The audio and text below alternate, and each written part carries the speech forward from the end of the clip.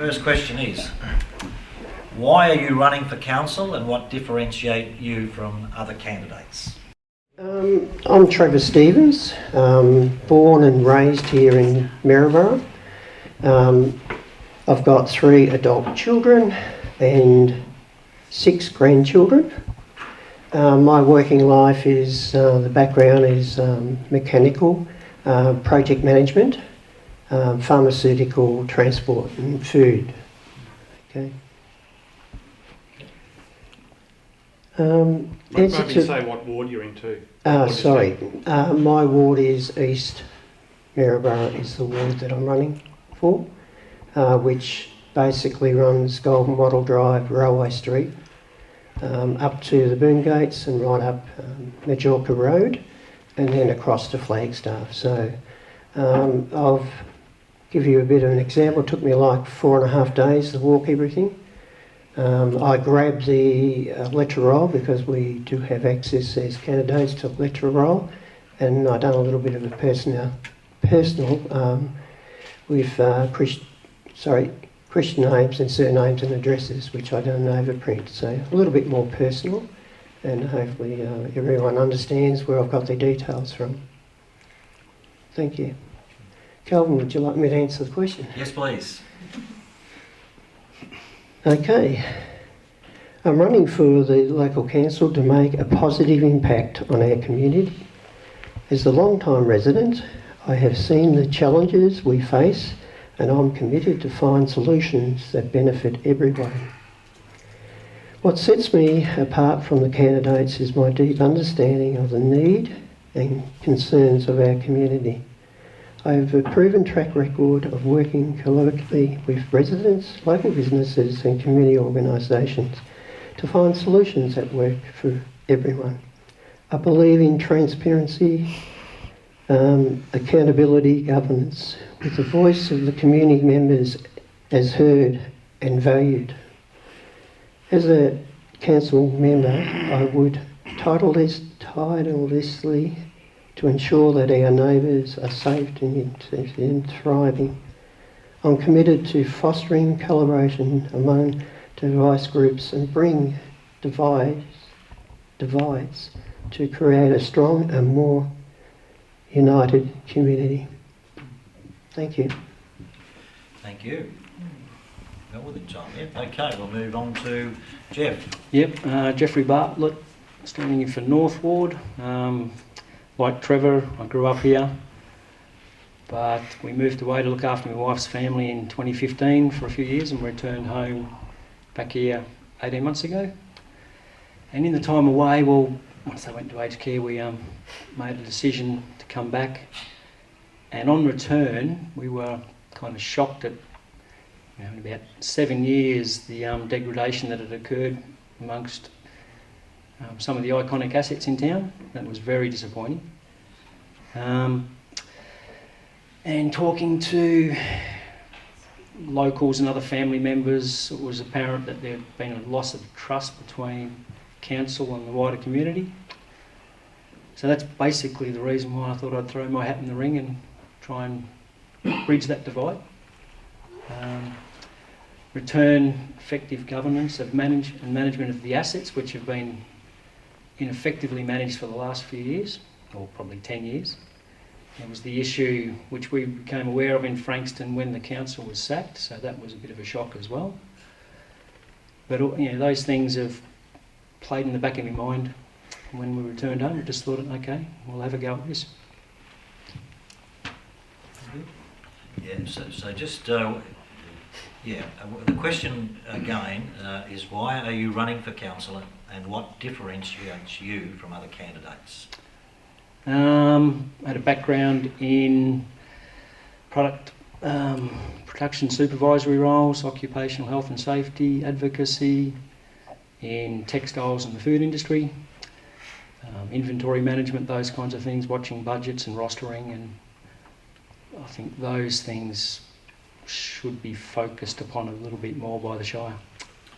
Okay? Yep, thanks, Jeff. Okay, thank you. Okay, next is Wayne. My name is Wayne Sproul. I'm a current serving councillor for the Maryborough Ward, for Maryborough Shire, and I'll be running in the seat of Maryborough North with Jeff. So the reason I'm running is to continue on the work that we have been doing over the last 4 years.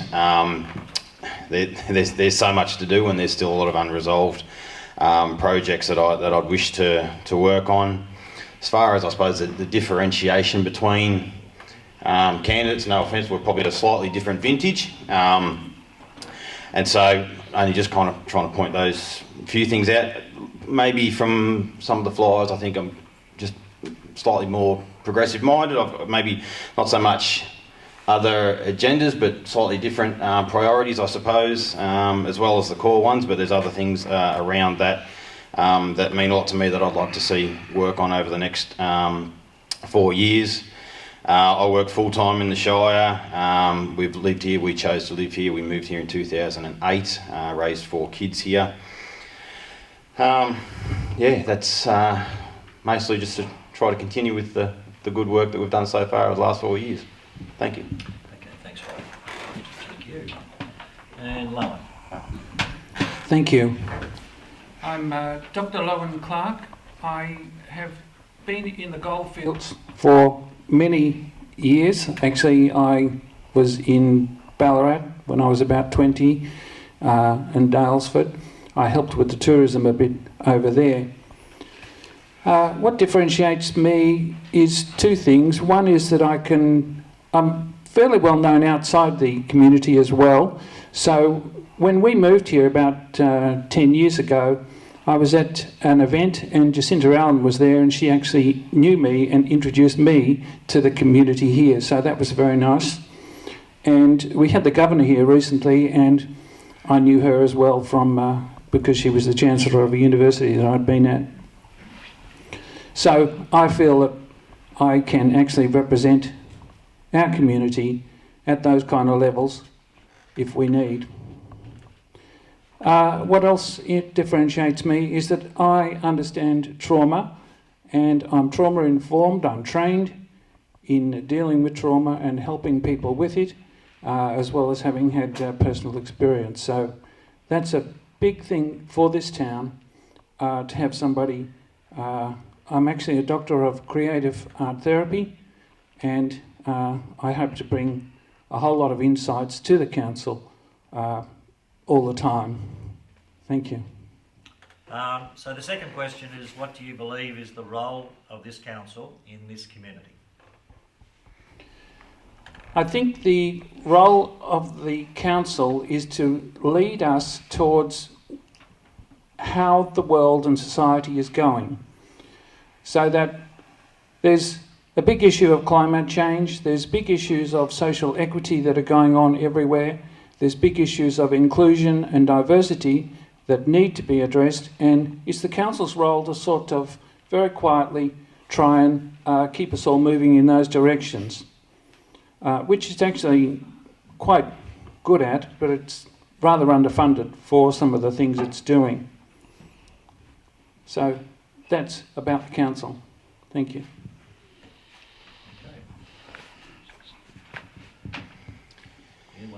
Thank you. So, council does many things. Council should provide and deliver services to the community. They're also obviously responsible for managing our assets and our infrastructure, but they should also guide our Shire towards a sustainable and prosperous future. Council is a link between community and higher levels of government. We're also the closest arm of the government to the community, and one where the community can actively participate in. I think council has a role to help and assist community organisations, businesses and residents in their own individual endeavours, and they should represent the community whilst ensuring compliance with the direction of the state and all other legislation.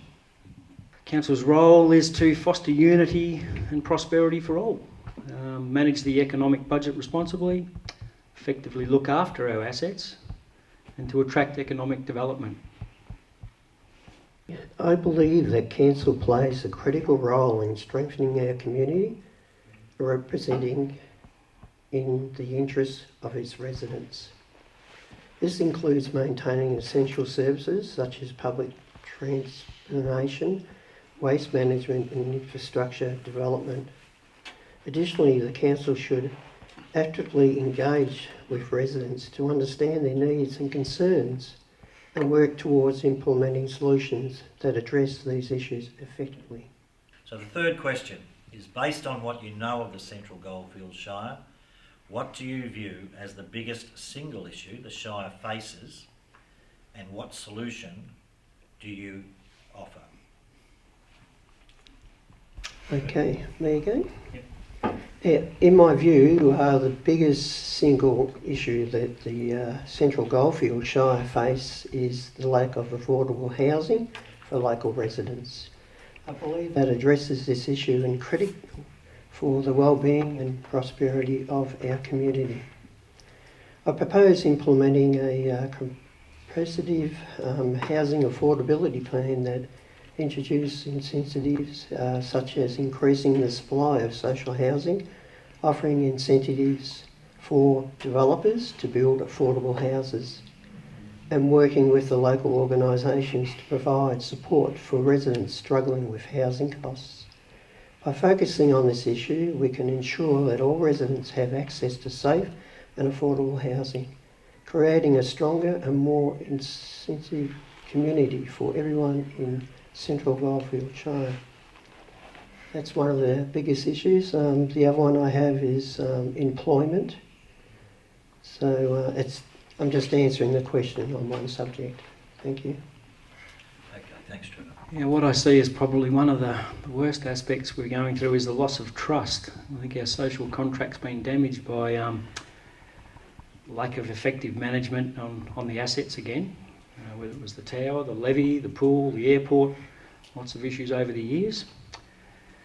And to address that, I think the council need to have more forums like this. Open up council meetings to question time, to let the residents come along and effectively grill us and ask what we've done to be their voice. Rebuilding trust, that's the biggest thing I think we need to focus on. Be honest and transparent in all of our things to affect positive change, and if we've got strong leadership and a positive outlook and attitude to the community, that would in itself attract more residents to come and set up in the Shire, more businesses, and have flow-on effects. We've got to focus on the positives and stop so much being on the negative economic impacts that we do suffer. Okay, thank you.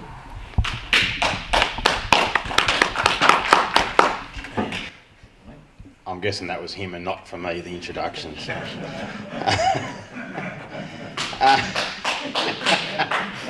for you, Wayne. Thanks, Jeff. So I've actually written on this one, you make it difficult with only making one, but revenue, I would say, is probably one of our biggest issues. The reduction in revenue over the years from financial assistance grants, historically that used to be around 1% of the Commonwealth taxation. Now that sits around 0.5%. To put that in dollar values, I think it's around about $5 million annually that we get from the federal assistance grant. Double that, that would go a long way to answer some of those asset management issues and degradations. We obviously know there's issues with the outdoor pool and things along those lines. They don't degrade in 7 years, they degrade over 80 years. So, this is not just stuff that's happened in the last 5 to 10 years. Also, by doing that, that would also then go a long way to, helpfully, providing some kind of rate relief, and it's better to be able to maintain the assets. In Central Goldfields Shire, we do have a high percentage of heritage assets. These are very difficult and expensive to maintain, and so with a reshuffle on with the federal assistance grants would be I think one of our biggest advantages. To counter that, I suppose that's the work with the advocacy with the MAV, Rural Council of Victoria, or the local government agencies, combining with other shires and other councils to try and push that agenda further to federal government. Okay, thanks, Rob. It was a very important issue. Thank you very much. I think that I'm dealing with just one issue. I think our biggest issue is that of families in the town. One, educating and bringing the children up to their very fullest potential. This is the work that Go Goldfields does. And also the issue of moving towards family safety. This community has very good track record in campaigning against family violence, and that is something that I have really been working on a lot myself here. And I've produced books that have been distributed throughout the community, and a lot of these have actually gone through Kelvin's office, so it's been very good. He's been wonderful in supporting that. This was another book that we put out as well, and we've got another one coming along. Together, we've actually, that Rotary's had a campaign, Zonta's had a campaign, and I've been doing this from an organisation, 16 Days of Activism.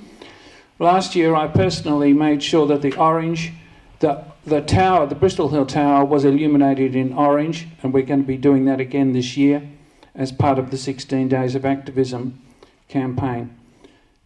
So this is for the safety of women and children within families, and actually the figures are showing, and you've really got to be cautious about this, they're showing a bit of a shift in that other towns have had greater problems, and our figures have actually dipped a little bit. So we are possibly succeeding in that, and I'd like to redouble my efforts, and that's one of the reasons why being on the council would be a great thing. So that's the issue I think is important for us, and it gets in the way of our prosperity. Thank you. Question 4. Being a councillor can be time-consuming and challenging. Will you be able to meet this commitment and the expectation the community has in fulfilling that role? Yes, thank you very much. I have the ability to commit the time to be a councillor. I've just finished being chair of the Department of Health Ethics Committee, and our agendas there tend to be about 1,000 pages that we have to really be very assiduous in reading. So I will be able to understand the documentation that for the council and the issues, so I have no problem about that. I've also got no commercial arrangements with the council, so I can be independent all the time, which I think is really important. And for instance, I would have said yes to the art gallery redevelopment, I would have said yes to the World Heritage bid, and I would have said yes to the bike trail. So that's how I also differentiate myself from the person I'm running against. Thank you. Thank you, Sloan. Okay. I think this is probably going to be a short one too. Sorry, Kelvin. Look, I work full time, so I won't say that the time dedicated to council is easy. It's definitely a balance of priorities, and that gets shuffled around a lot. Over the last 4 years, I've worked a rotating 12-hour shift, so I'm averaging 42 hours a week at work, plus I was working in Ballarat, so that's an hour travel every day. Still managed to get all my reading done, all the council engagements and things along those lines. So I think I've got a little bit of a proven history there. More recently, I've taken up employment locally, so that's going to save me a significant amount of time in travel, and also freed up weekends. And I've, also work at Sonac. I've engaged my employer. They know my position. They are supportive and understanding my position. Happy to allow me the access to time off to do council things if there's anything else other than what's scheduled. So I think I've got it pretty well covered. Thank you. Thanks, Wayne. Yeah, and Wayne sounds like I was 10, 15 years ago, travelling all the time to Bendigo. I'm just focused on the job at hand, rebuilding trust. I think my record speaks for itself when I successfully had the petition go forward to get the disability parking at the doctor's clinic. I volunteer a number of organisations already. I've got my time managed effectively, and I don't have to work as hard as Wayne, so I have a lot more time in my hands to study things. Okay, thanks, Wayne. Gee, that's hard to come up against. I'm taking a career break at the moment. Was travelling Bendigo daily, probably passing Wayne in the instant. But at the moment, like I indicated, I'm taking a career break, heading towards, I suppose, retirement eventually, coming up a lot quicker than I first envisaged. But what I'll do is I'll read my script. I fully understand that being a councillor is a significant commitment that requires dedication, time and effort. I am prepared to meet these challenges and fulfil the expectations of the community to the best of my ability. I believe that serving as a councillor is a privilege and a responsibility that requires active engagement with the community, listening to their concerns and working towards solutions that benefit everyone. I'm committed being accessible, transparent and accountable in my role, and I will serve to represent the voice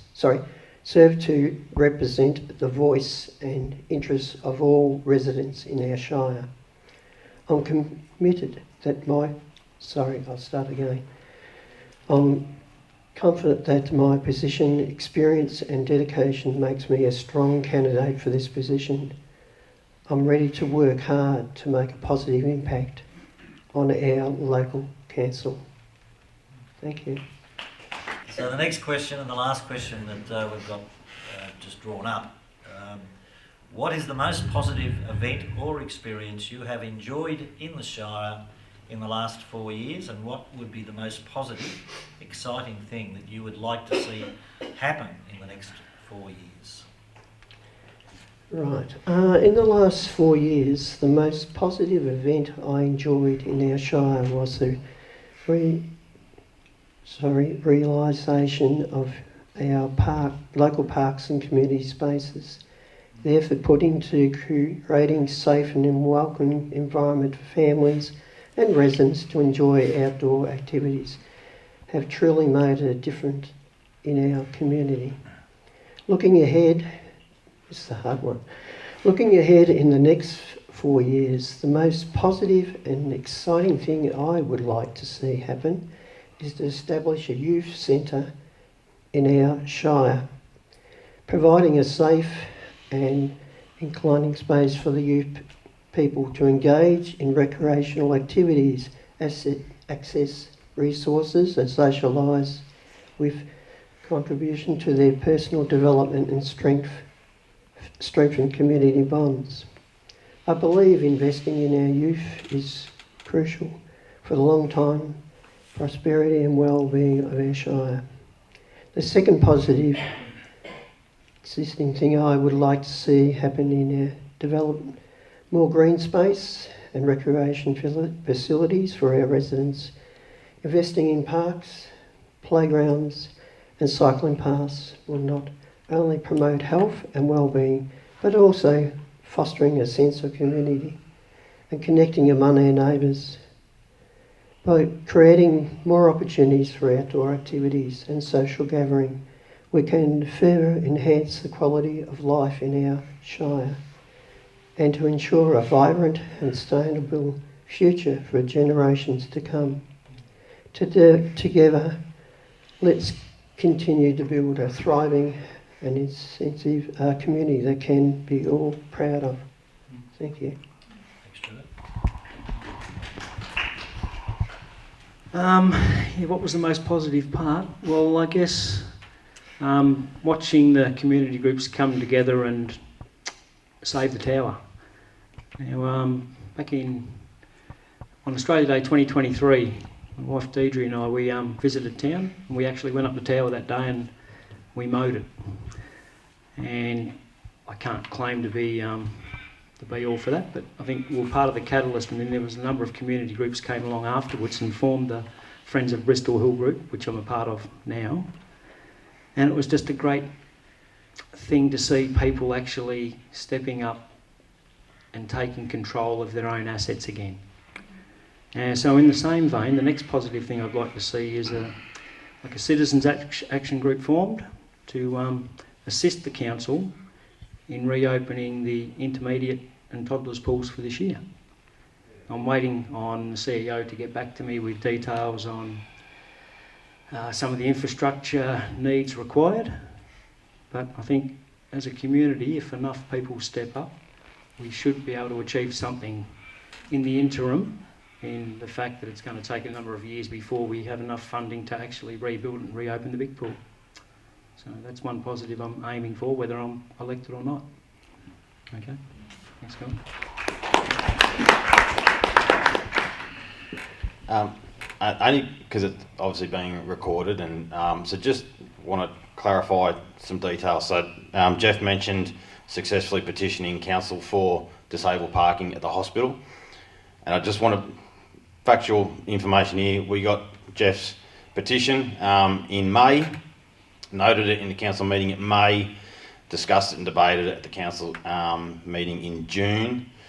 In April of that year, there was a community announcement that the disabled parking bays were going to be added, and so whilst Jeff did actively succeed in getting a petition to council, that wasn't the definitive factor in getting those disabled parking bays installed. Getting back to the question. Sorry. No. This is a really tricky one to nail it down to one, because you've obviously got community things and there's infrastructure. And I do admit that the Bristol Hill achievements were fantastic. Look, I'd say as far as infrastructure goes, I think the art gallery was a really important piece of infrastructure to get within our shire. The world, I suppose, realistically, the worldwide, the designers went to Italy for that, so that kind of got worldwide recognition for the design and the construction of that, and so I think that really assisted Maryborough in its tourism, I suppose, ventures and things along those lines.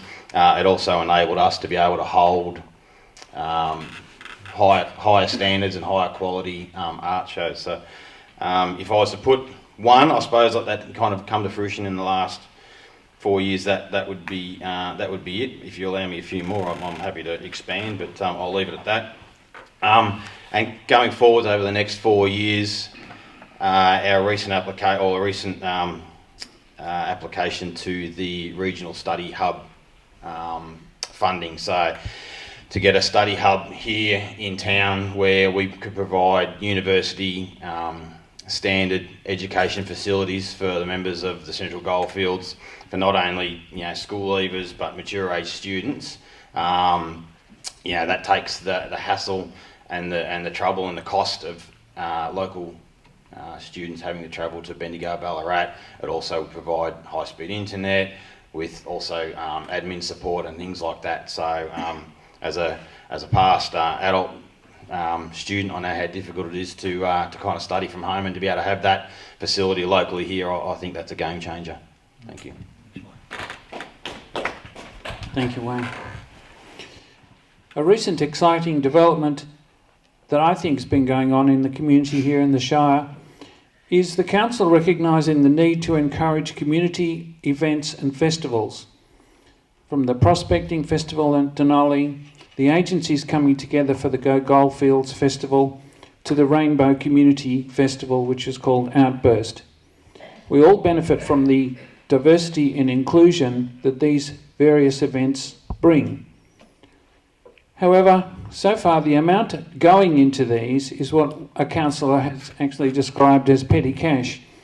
And I was Vice President of the Williamstown Literary Festival for quite a while, and I can assure you we spent more on that one festival than goes back to the community at all from here into the community grants and so on. So we do need to get more money.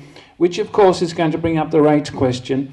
But you've got to remember that an enormous amount of the money that our council actually receives doesn't come from rates, it comes from grants and other funding. So when I say we need to spend more money on something, it doesn't necessarily mean it's coming out of the locals' pockets. But everybody can enjoy those festivals, and I'd love to see a festival out there at, say, the Grand Duke every year, or celebrating the Quartz Mountain, because those are the small kind of tourism things that we can build up. And if we all got together and had more of these kind of festivals, it'd be great. So the council is encouraging and trying to show groups how to put these festivals on, which is a great thing. Thank you.